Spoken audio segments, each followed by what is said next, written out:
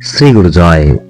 উপস্থিত হয়ে গেছে আপনাদের সামনে একটি দারুণ তথ্য নিয়ে। ওম নমঃ শিবায়, জয় শিব শম্ভু।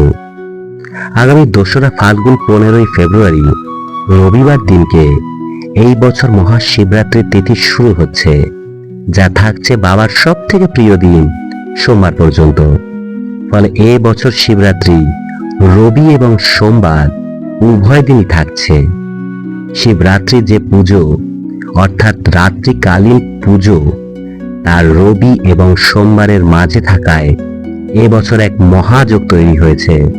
তবে অনেকেই এই বিষয় নিয়ে দ্বিধায় রয়েছেন যে তারা এই বছর শিবরাত্রি যদি পালন করতে চান তাহলে সেক্ষেত্রে রবিবার দিন উপোস করবেন নাকি সোমবার দিন করবেন। কারণ বাবার দিন হিসেবে গণ্য করা হয় সোমবারকে, আর সোমবার যেহেতু চতুর্দশী তিথি সন্ধে 5টা 30 পর্যন্ত থাকছে, তাই অনেকেই এই বিষয় নিয়ে দ্বিধায় রয়েছেন যে চতুর্দশী তিথি ছাড়ার পূর্বেই কি উপবাস ভঙ্গ করা ঠিক হবে। তার পাশাপাশি অনেকেই 16 তারিখ সোমবার ব্রত করে থাকবেন এমনটাই ভাবছেন। অর্থাৎ অনেকেই সোমবার দিন বাবার পুজো এবং তার উদ্দেশ্যে ব্রত রাখেন। তারা কি করবেন? যারা সম্পূর্ণ নির্জলা উপবাস রাখতে পারবেন তারাই কি করবেন, আর যারা রাখতে পারবেন না তারা কি করবেন? তারা কোন কোন খাবার খেয়ে মহাশিবরাত্রি ব্রত পালন করতে পারবেন এবং সর্বোপরি এই মহাশিবরাত্রির উপোস কখন ভঙ্গ করবেন? মহাশিবরাত্রি পালন করার পর কোন সময় থেকে আবার আপনি ভাত, রুটি, খাবার, নানান ধরনের জিনিসপত্র খেতে পারবেন? এই সমস্ত প্রশ্নের উত্তর এই ভিডিওর মাধ্যমে আপনাদের সামনে ব্যক্ত করব। আশা করি ভিডিওটি সম্পূর্ণ দেখার পর এই সংক্রান্ত বিষয়ে যাবতীয় প্রশ্নের উত্তর আপনি অবশ্যই পেয়ে যাবেন। যারা এই ধরনের অজানা লীলা কাহিনী এবং অজানা তথ্য জানতে ইচ্ছুক এবং যারা এখনো পর্যন্ত শ্রী গুরু চরণেষু এই চ্যানেলটিকে সাবস্ক্রাইব করেননি, আপনারা অবশ্যই সাবস্ক্রাইব করবেন এবং একটা লাইক করে দেবেন। লাইক হলে অনেক উৎসাহ পাই। সঙ্গে যারা যারা এই ধরনের তথ্য জেনে সমৃদ্ধ হবেন তাদের মধ্যে শেয়ার করে ছড়িয়ে দিতে ভুলবেন না। শুরু করছি আজকের নিবেদন। প্রথমেই আপনাদের জানাই যে এই বছর 2026-এ বঙ্গাব্দের 1432-এ শিবরাত্রি শুরু হচ্ছে 15ই ফেব্রুয়ারি 2রা ফাল্গুন রবিবার বিকেল 4:49 থেকে। অর্থাৎ শিব চতুর্দশী তিথি কিন্তু এই সময় থেকেই লেগে যাচ্ছে। তাই কেউ যদি মনে করেন তিনি সারাদিন উপোস রাখতে পারবেন না, তাহলে তিনি এই সময় থেকেই শিবরাত্রির উপবাস শুরু করতে পারেন। অর্থাৎ রবিবার বিকেল 4:49 থেকে শিবরাত্রির উপবাস রাখা যাবে। তারা কখন উপবাস ভঙ্গ করবেন, অর্থাৎ পারণ ক্রিয়া সম্পন্ন কখন করবেন? তারা পারণ ক্রিয়া করবেন 16ই ফেব্রুয়ারি 2026 সোমবার সকাল 6:10 থেকে সকাল 8:30 মধ্যে। এই সময়টাই হচ্ছে শিবরাত্রি পালনের সব থেকে উপযুক্ত সময়কাল। রবিবার দিন বিকেল থেকে উপবাস করছেন যারা, তারা সোমবার দিন এই সময়ের মধ্যে পালন করবেন। প্রথমে যে এই উপবাসের বিষয়টি, এটি সাধারণ গৃহস্থদের জন্য উপযুক্ত। এটি শরীরের উপর খুব বেশি চাপ পড়ে না। আবার শাস্ত্রীয় নিয়ম এবং চতুর্দশী রাতের পূজা এটি পালন করাও যায়। যারা এইভাবে উপোস করবেন বা শিবরাত্রি পালন করবেন তাদের বলা হয় এক ভক্ত বা তৃতীয় অনুসারী ভক্ত। এরকমটা যদি আপনি করে থাকেন তাহলে মনে রাখবেন এতে কোনো প্রকার দোষ নেই। দ্বিতীয়ত, যারা অত্যন্ত সংযমী, নিষ্ঠাবান এবং পূর্ণ ব্রত হিসেবে শিবরাত্রি ব্রত পালন করতে চান, তাদের ক্ষেত্রে শাস্ত্রে বলা হয়েছে তাদের আগের দিন থেকেই সংযম পালন করা প্রয়োজন। যারা রবিবার দিন সারা দিন রাত উপোস থেকে সোমবার সকালে পালন করেন তারা মূলত অহোরাত্র ব্রত পালন করছেন। এটি শাস্ত্রীয়ভাবে সর্বশ্রেষ্ঠ এবং পূর্ণ ব্রত হিসেবে গণ্য করা হয়। শিবরাত্রির মূল উদ্দেশ্য হল ইন্দ্রিয় দমন এবং জাগরণ। রবিবার সারাদিন উপবাসী থাকলে শরীর ও মন শুদ্ধ হয়, যা রাতে 4 প্রহরে পুজোর জন্য ভক্তকে প্রস্তুত করে। তাই যারা পূর্ণ ব্রত করছেন তারা রবিবার দিন সম্পূর্ণ দিন উপবাস রাখবেন।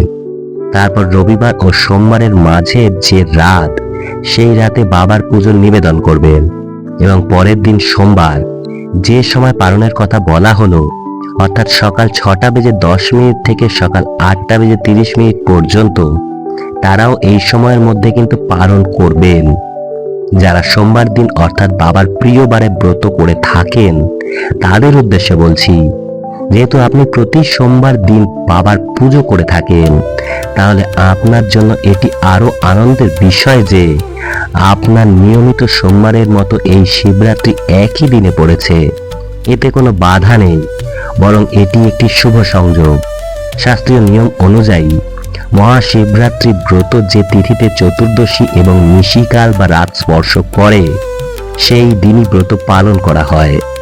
এই বছর 15ই ফেব্রুয়ারি চতুর্দশী তিথি শুরু হলেও শিবরাত্রির যে প্রধান পুজো অর্থাৎ নিশিতকালীন পুজো, তা কিন্তু ইংরাজি ক্যালেন্ডার অনুযায়ী 16ই ফেব্রুয়ারি রাত্রি 12:09 থেকে শুরু হচ্ছে এবং থাকছে রাত 1:01 পর্যন্ত। তাই আপনি মূলত শিবরাত্রি পুজোর সোমবার দিনই দিচ্ছেন, কিন্তু মনে রাখবেন যে শিবরাত্রির পালন ক্রিয়া কিন্তু উক্ত সময়ের মধ্যে করা প্রয়োজন। একবার নিষিদ্ধ পূজা হয়ে গেলে শিবরাত্রির পালন ক্রিয়া মূলত চতুর্দশী তিথির মধ্যে সকালবেলা সম্পন্ন করে নেওয়াটাই প্রয়োজন। এতে আপনার 2 দিনের ব্রত এবং শরীর ও স্বাস্থ্য দুটোই বজায় থাকবে। তাই সকলের উদ্দেশ্যে আবারও বলছি, এই বছর আপনি শিবরাত্রির রবিবার দিন সম্পূর্ণ উপবাস করুন বা রবিবার বিকেল থেকে উপবাস করুন। আপনি যখন থেকেই উপোস করেন না কেন, আপনাকে পালন ক্রিয়া কিন্তু সোমবার উক্ত সময়ের মধ্যেই করতে হবে এবং শিবরাত্রি পুজো রবিবার ও সোমবারের রাতের মধ্যেই সম্পন্ন হওয়া প্রয়োজন। তবেই এই বছরের শিবরাত্রি সার্থকভাবে আপনি পালন করতে পারবেন। আর হ্যাঁ, শাস্ত্রীয় নিয়ম অনুযায়ী সোমবার সকালে পারণ মন্ত্র পাঠ করে বা পুজোর প্রসাদ গ্রহণ করে আপনি উপোস ভাঙার পর থেকেই অন্ন বা ভারী খাবার খেয়ে গ্রহণ করতে পারেন। শিবরাত্রি পালনের সময় আপনি যদি নির্জলা উপবাস না করতে পারেন, সেক্ষেত্রে কোন কোন খাবার গ্রহণ করতে পারবেন এবং আগের দিন অর্থাৎ ত্রয়োদশীর দিন কোন খাবার গ্রহণ করতে হয়। যদি শিবরাত্রির ব্রত আপনি পালন করতে চান, তাহলে আগের দিন অর্থাৎ ত্রয়োদশীর দিন অবশ্যই সংযম পালন করতে হয়। ত্রয়োদশীর দিন আপনার সর্বশেষ আহারটি অর্থাৎ যে রাত্রিকালীন আহার, সেটি নিরামিষ হওয়া বাঞ্ছনীয়। এই আহারটি অতিরিক্ত তেল বা মশলাবিহীন সাত্ত্বিক আহার হওয়া প্রয়োজন। যদি সম্পূর্ণ নির্জলা উপবাস করতে চান, তাহলে পরের দিন অর্থাৎ শিবরাত্রির দিন ব্রাহ্ম মুহূর্তে ঘুম থেকে উঠবার পর ভালোভাবে স্নান পর্ব সেরে নিয়ে পরিষ্কার বস্ত্র পরিধান করে হাতে জল এবং কিছু অক্ষত চাল নিয়ে সংকল্প গ্রহণ করুন যে আপনি আজ সম্পূর্ণ নির্জলা উপবাস থেকে বাবার পুজো সম্পন্ন করবেন।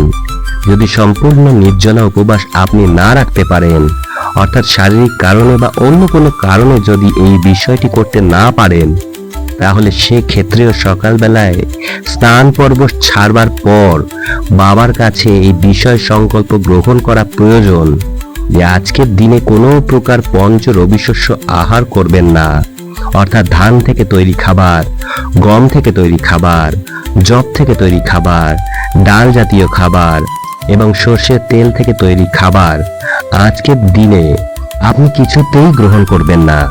তবে হ্যাঁ, আপনি ফল আহার করতে পারেন, ডাবের জল খেয়েও এই ব্রত সম্পন্ন করতে পারেন। সাদা তেলের সবজি রান্না করে সেটি গ্রহণ করে এই ব্রত সম্পন্ন করতে পারেন। আপনি দুধ বা দুগ্ধ জাতীয় যে কোনো প্রকারের সামগ্রী অর্থাৎ মিষ্টি, সন্দেশ ইত্যাদি গ্রহণ করে এই ব্রত সম্পূর্ণ করতে পারেন। অনেকেই প্রশ্ন করেন যে চা, কফি ইত্যাদি শিবরাত্রির দিন কি গ্রহণ করা যায়? যদি সম্পূর্ণ নির্জলা উপবাস হিসেবে আপনি মনস্থির না করেন, তাহলে সেক্ষেত্রে অবশ্যই এগুলি গ্রহণ করা যাবে। তবে নিরামিষ আহার যদি আপনি গ্রহণ করেন, চাল বা রুটি বা এই ধরনের পঞ্চ রবিশস্যের কথা যেগুলো বলা হয়েছে, এগুলির মধ্যে কোনোটিও গ্রহণ করবেন না। তেল মশলাবিহীন খাবার এই দিন গ্রহণ করবেন। এই নুনের পরিবর্তে আপনি সন্ধক লবণ অর্থাৎ শিলা লবণ ব্যবহার করবেন। আপনি সাবুর দানা, সাবুর পায়েস, সাবুর খিচুড়ি অথবা শ্যামা চাল এগুলো গ্রহণ করতে পারেন। বলা হয় মহাশিবরাত্রির ব্রত পালন করলে ধর্ম, অর্থ, কাম, মোক্ষ চতুর্বেদ ফল লাভ করা যায়। শাস্ত্র অনুসারে পৃথিবীর সকল ব্রতের সম্মিলিত ফল পাওয়া যায় এই শিবরাত্রির ব্রত পালন করলে। তাই এই শিবরাত্রির ব্রত নিঃসন্দেহে একটু কঠিন। এই ব্রতে অনেকটাই সংযম পালন করতে হয়। আর এই সংযম আমরা তখনই পালন করতে পারি যখন আমরা ব্রত পালনের পূর্বে সংকল্প গ্রহণ করি যে আজ আমি এই বিষয়টি পরিত্যাগ করব। আর সেই কারণেই আমাদের সব থেকে প্রয়োজনীয় বিষয় যে আহার, সেটি পরিত্যাগ করার কথা বলা হয়। এর মাধ্যমে আমরা নিজেদেরকে সংযমের জন্য প্রস্তুত করে থাকি। সেই কারণে যদি সমগ্র দিন সম্পূর্ণ উপবাসে থাকতে পারেন তো খুবই ভালো। আর তা যদি কোনো কারণে সম্ভব না হয় তাহলে এই সমস্ত জিনিসগুলি আপনি একবেলা গ্রহণ করে বাবার পুজোয় নিজেকে নিয়োজিত করতে পারেন। যদি আপনি শিবরাত্রি পালন নাও করে থাকেন তাহলে এই দিন কখনোই কিন্তু আমিষ জাতীয় খাদ্য কিছুতেই গ্রহণ করবেন না। সবজি হিসেবে আপনি আলু, চাল, রাঙা আলু, লাউ ইত্যাদি গ্রহণ করতে পারেন, তবে বেগুন এই দিন খেতে নেই। যে কোনো প্রকার মিষ্টি জাতীয় ফল আপনি এই দিন গ্রহণ করে এই শিবরাত্রির মতো ব্রত পালন করতে পারেন, তবে টক জাতীয় ফল অবশ্যই পরিহার করুন। যারা উপোস করছেন বা সম্পূর্ণ নির্জল উপবাস রাখছেন তারা পরের দিন বাবার যে পারণ ক্রিয়া অর্থাৎ পারণের পুজো সম্পন্ন করবার পর বাবার প্রসাদ গ্রহণ করে ওই দিনে তেল মশলাবিহীন নিরামিষ আহার গ্রহণ করতে পারেন। এই দিন বাবার উদ্দেশ্যে যে চাল আপনি নিবেদন করছেন সেই চালের ভোগের খিচুড়ি আপনি গ্রহণ করতে পারেন। আশা করছি আজকের ভিডিও থেকে অনেক প্রশ্নের উত্তর পেয়েছেন। এরপরও যদি কোনো প্রশ্ন থেকে থাকে তাহলে অবশ্যই কমেন্ট বক্সে কমেন্ট করে জানাবেন। ততক্ষণ যারা যারা এই ধরনের লীলা কাহিনী ও তথ্য জেনে সমৃদ্ধ হবেন তাদের মধ্যে শেয়ার করে ছড়িয়ে দিতে ভুলবেন না, এবং শ্রী গুরু চরণেশু এই চ্যানেলটিকে সাবস্ক্রাইব করতে ভুলবেন না। ততক্ষণ সকলে অনেক ভালো থাকবেন, সুস্থ থাকবেন। দেখা হচ্ছে পরের দিন।